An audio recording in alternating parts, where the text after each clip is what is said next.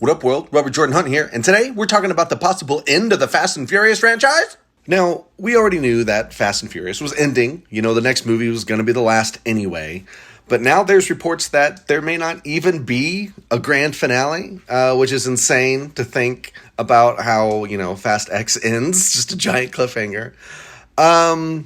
And it's over budget concerns, which makes a lot of sense. These movies are not expensive. Like, Fast X cost like $350 million or something absurd like that.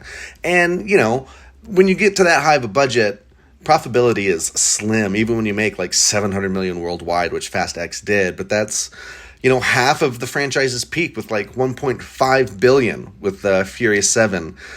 And, I get it. Vin's been talking about bringing it back down to earth, back to the streets of LA, although I don't know how you do that after the ending of Fast X.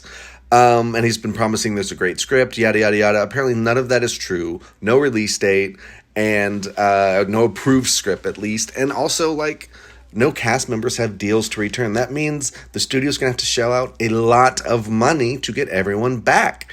This was kind of a surprise blockbuster franchise. No one knew that it would get this far and get this big and get this ludicrous. But yeah, I'd imagine, I would bet that they figure this out. I'd be shocked if it truly never gets made.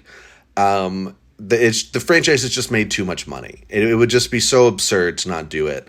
But we'll see. I don't know. This is interesting. I definitely think going smaller is the right way to go. But Vin Diesel is a wild card, man. Always has been, always will be. So, I don't know. We'll see.